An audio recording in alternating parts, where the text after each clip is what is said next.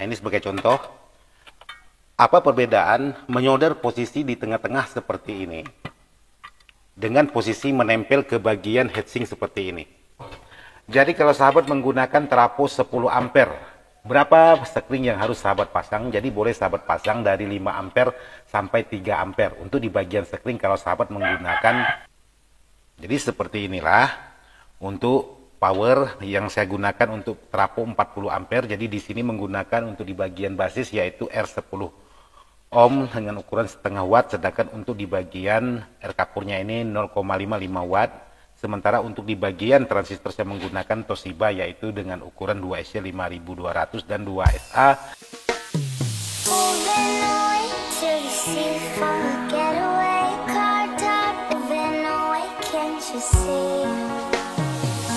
Welcome to DJ Lucky Funduration White L7 OJ Perform IDS Audio Pontianak Kalimantan Barat Production. Assalamualaikum warahmatullahi wabarakatuh. Sahabat-sahabat dimana saja berada, tanpa terkecuali yang tidak bisa saya sebutkan satu persatu. Jadi hari ini alhamdulillah setelah beberapa hari tidak ada membuat konten untuk video karena kesibukan satu dan lain halnya.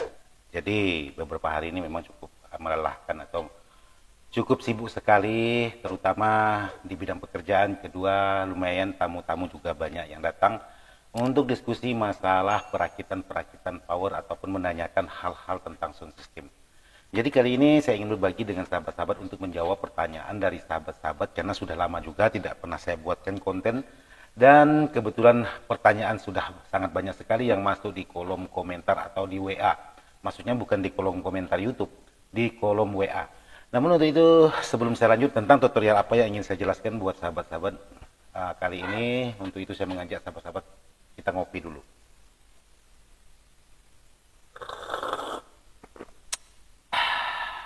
Alhamdulillah. Jadi kali ini ada yang ingin saya bagikan dengan sahabat-sahabat yaitu tentang pembuatan sekring. Apa fungsi sekring untuk sebuah power? Wajib atau tidaknya kita pasang untuk merakit dalam sesuatu power? Nah, kali ini saya ingin berbagi dengan sahabat-sahabat tentang membuat tata letak untuk di bagian sekring. Sebelum saya lanjut, jangan lupa dukung terus channel ini agar bisa tetap terus berkembang dan tetap bisa terus berbagi untuk sahabat-sahabat. Sekarang kita lanjut ke videonya. Oke, buat sahabat-sahabat, jadi di sini saya sudah ada membuat transistor sebanyak 13 set. Jadi transistor ini saya pasang sebanyak 13 set, tapi yang untuk powernya hanya 12 set, sementara untuk yang satunya ini untuk di bagian tepannya. Jadi ini menggunakan tepan. Dan yang ingin saya bagikan dengan sahabat-sahabat karena banyak pertanyaan dari sahabat-sahabat untuk membuat tata letak sekring. Jadi untuk membuat tata letak sekring itu bebas, tergantung dari mana enaknya sahabat-sahabat. Karena di sini nanti ada kit driver powernya, otomatis kalau sahabat membuat di bagian posisi ini, otomatis sahabat di saat ingin mengganti sekringnya, sahabat harus melepas untuk di bagian kit powernya. Nah, mengapa setelah saya pelajari untuk box, khususnya box yang seperti MP10 dan sejenisnya, saya menggunakan sekring di bagian belakang. Jadi sudah saya buatkan seperti ini untuk di bagian jalurnya. Jadi tinggal sahabat masukkan seperti ini. Ada celah di bagian heatsink ini. Ini ada paritnya seperti ini. Ini ada paritnya. Jadi tinggal sahabat masukkan seperti ini. Nah, sebelum sahabat masukkan untuk di bagian dalamnya, ada baiknya di bagian jalur yang di bagian pinggirannya ini, sahabat kikis dulu supaya tidak terhubung ke bagian heatsink. Karena nanti khawatirnya kontak atau connect antara jalur sekring dengan heatsink ini. Otomatis sahabat harus membuatkan atau memisahkan jalur. Cukup menggunakan apa saja boleh. Kalau saya menggunakan kikir seperti ini untuk memisahkan jalur. Nah, seperti ini. Jadi sudah cukup, tinggal sahabat masukkan seperti ini. Nah, sahabat masukkan seperti ini. Jadi ini sangat bebas sekali. Posisi mau diposisikan di mana sahabat menaruh sebuah tata letak untuk di bagian sekring ini. Jadi ini bebas. Seperti ini. Karena di sini ada celah atau parit kalau bahasa Melayunya seperti ini. Lalu yang selanjutnya sahabat tinggal menyiapkan untuk di bagian sekringnya. Nah, untuk cara pembuatannya sangat mudah sekali, karena ini sangat banyak sekali dipertanyakan oleh sahabat-sahabat. Nah, ini tinggal sahabat luruskan kakinya seperti ini, dua-duanya. Nah, seperti ini. Lalu sahabat tinggal solderkan di sini.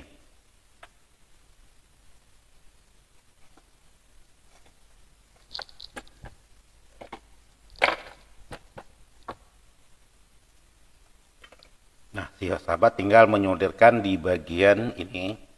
Jadi pastikan untuk di bagian solderannya itu benar-benar menyatu antara PCB dengan kaki box sekringnya.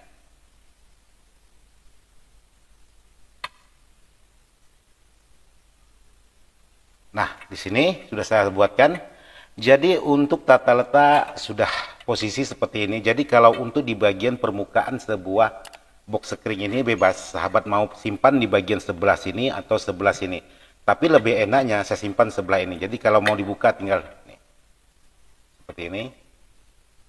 Tapi kalau saya simpan di bagian sini, karena di sini nanti ada perangkat-perangkat lain atau kipas, jadi sangat susah sekali kita meneluskan tangan, apalagi tangan sebesar saya seperti ini. Terus untuk yang selanjutnya, mengapa harus ditempelkan ke bagian tepi seperti ini? Menempel langsung ke bagian, mungkin sahabat-sahabat bisa kelihatan, di bagian heatsink. Tujuannya kenapa? Sekarang saya solderkan buat sahabat-sahabat di posisi tengah-tengah.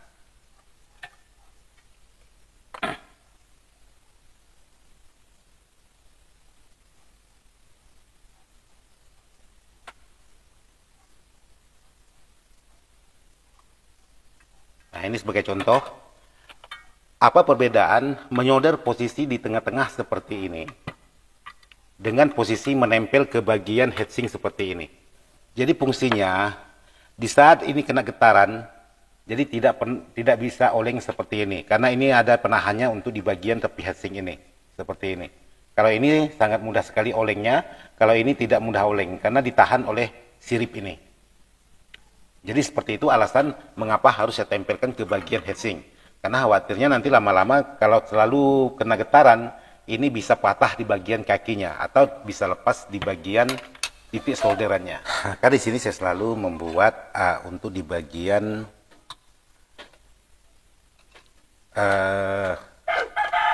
box sekring ini selalu saya tempelkan ke bagian tepi seperti ini.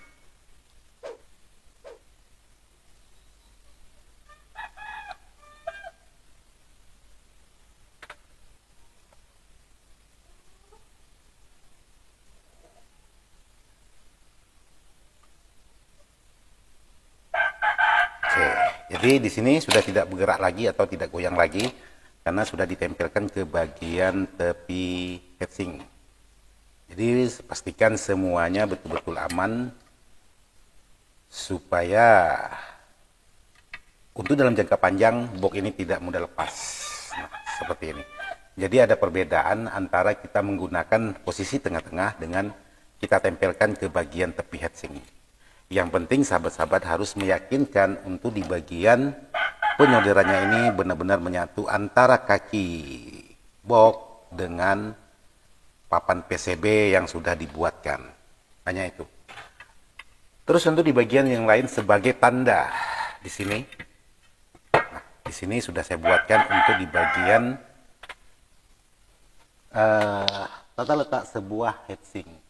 Untuk di bagian box fuse dan di bagian transistornya.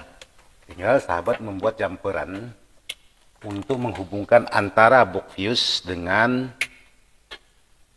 heatsink.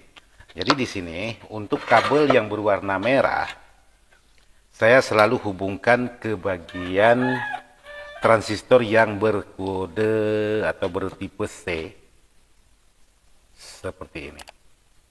Artinya untuk kabel yang berwarna merah ini ialah untuk di bagian tegangan plus.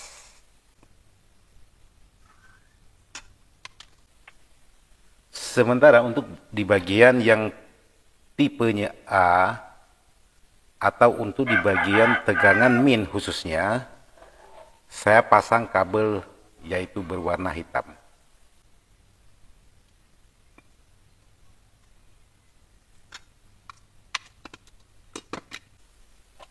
Tinggal sahabat paskan untuk di bagian jalurnya seperti ini.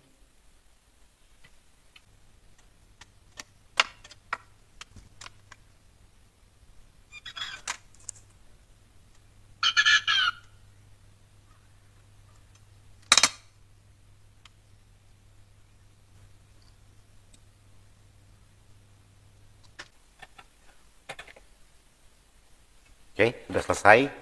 Jadi ini penghubung antara box sekring ini dengan kit transistor. Nah, nanti dari PSU sahabat harus memasang kabelnya di bagian yang sebelah sini. Nah, sebelah sini. Jangan dipasang sebelah sini, maka fuse ini tidak akan berfungsi. Jadi sahabat harus memasang di bagian sebelah sini. Tujuannya kenapa harus dipasang sekring? Di saat ada permasalahan di dalam perakitan, maka sekring ini akan bisa putus. Nah, fuse yang berapa ampere yang pas untuk sebuah power seperti ini. Jadi sahabat bisa menyesuaikan untuk di bagian power yang khususnya kita rakit. Jadi kalau sahabat menggunakan trafo 10 ampere, berapa sekring yang harus sahabat pasang? Jadi boleh sahabat pasang dari 5 ampere sampai 3 ampere untuk di bagian sekring kalau sahabat menggunakan trafo 10 ampere. Nah, bagaimana kalau sahabat menggunakan trafo yang 15 ampere? Jika sahabat boleh memasang antara sekring dengan ukuran 10 ampere ataupun 5 ampere. Kalau sahabat menggunakan yang 20 ampere di bagian trafonya, maka sahabat boleh pasang 15 ampere dengan 10 ampere. Apakah boleh sekring lebih besar daripada ukuran trafo atau ampere trafo? Boleh, tidak masalah. Cuman di saat ada permasalahan, maka sekring tidak akan putus. Yang akan terbakar nanti di bagian komponen-komponen yang lain kalau ada melakukan kesalahan. Tapi kalau sahabat memasang sekring lebih kecil daripada ampere trafo, maka di saat ada permasalahan salah satunya di antara komponen, contohnya di bagian dioda ataupun di bagian transistor, maka sekring ini putus. Tapi kalau besar maka dia tidak akan putus, bisa menghabiskan semua transistor yang kita pasang kalau kebesaran sekring daripada ampere trafo. Jadi seperti itu buat sahabat-sahabat penjelasan saya. Untuk sahabat-sahabat yang sudah bertanya tentang pemasangan sekring, bagaimana cara untuk di bagian sekringnya. Jadi sangat mudah dan sangat simpel. Jadi dua-duanya sudah saya buatkan seperti ini. Tinggal pemasangan untuk di bagian sekringnya aja. Jadi dua-duanya harus saya gunakan. Jadi seperti inilah untuk power yang saya gunakan untuk trafo 40 ampere. Jadi di sini menggunakan untuk di bagian basis yaitu R10 ohm dengan ukuran setengah watt, sedangkan untuk di bagian R kapurnya ini 0,55 watt. Sementara untuk di bagian transistor saya menggunakan Toshiba yaitu dengan ukuran 2SC 5200 dan 2SA 1943. Jadi 1943. Jadi seperti ini aja yang bisa saya sampaikan buat sahabat-sahabat. Mohon maaf tidak maksud hati untuk menggurui. Video ini saya buat atas dasar permintaan dari sahabat-sahabat. Bang, tolong minta dibuatkan videonya. Sebelum saya akhiri video ini, yuk kita ngopi dulu biar sahabat-sahabat tidak merasa ngantuk.